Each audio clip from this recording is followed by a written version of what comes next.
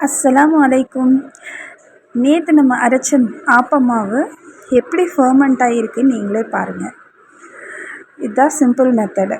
இது ஃபர்மெண்ட்டும் அழகாக ஆகிருக்கு, அதே சமயம் உங்களுக்கு நல்லாவும் வரும். இப்போ நம்ம ஆட் பண்ண வேண்டிய 2 இன்க்ரீடியன்ட், ஒன்று பேக்கிங் சோடா, அதாவது ஆப்ப சோடான்னு சொல்லுவாங்க, அது போட்டுக்கலாம். அப்புறம் உப்பு, இந்த 2ஐயும் ஆட் பண்ணிவிட்டு அதெல்லாம் மிக்ஸ் பண்ணிக்கோங்க.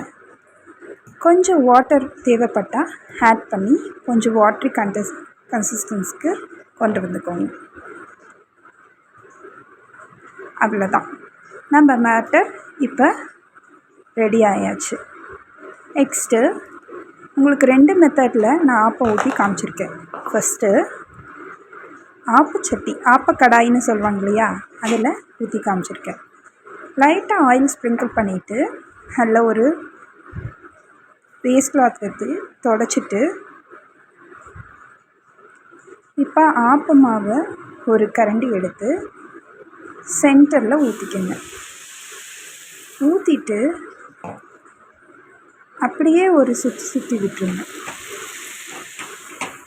விட்டுட்டு அகெயின் இன்னும் கொஞ்சம் இந்த சென்டரில் உப்புனாப்பில் வேணும்னா இன்னும் கொஞ்சம் மாவை நடுவில் மட்டும் ஊற்றிக்கோங்க. ஊற்றிட்டு ஆயில் ஸ்ப்ரே பண்ணிவிடுங்க. ஸ்ப்ரே பண்ணிவிட்டு ஒரு லிட் எடுத்து அதை கவர் பண்ணிடுங்க. இப்போ அடுப்பு ஃபுல் ஃப்ளேமில் வச்சு வேக விடுங்க. உங்களுக்கு ஓரெல்லாம் அப்படி கிறிஸ்பியாக மொறுன்னு செவந்துட்டு வரும். அப்போ எடுத்து வச்சிங்கன்னா உங்களுக்கு இந்த ஆப்பம் ரெடி. அடுத்து தோசைக்கல்ல, இது நீங்கள் ஆப்பச்சட்டி இல்லாதவங்க தோசைக்கல்ல ஊற்றிக்கோங்க.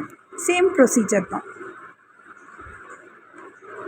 ஊற்றிட்டு மூடி வச்சுருங்க. நல்லா உப்புனாப்பில் வேணும்னா நல்லா மொந்தமாக நடுவில் ஊற்றிக்கோங்க. நல்லா ஆயில் ஸ்ப்ரே பண்ணிவிட்டு கிறிஸ்பி ஆகிற வரைக்கும் விட்டுருங்க.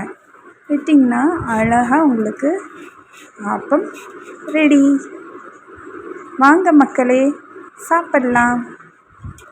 இதுக்கு சைடிஷ் தேங்காய் பால் செஞ்சுருக்கேன்.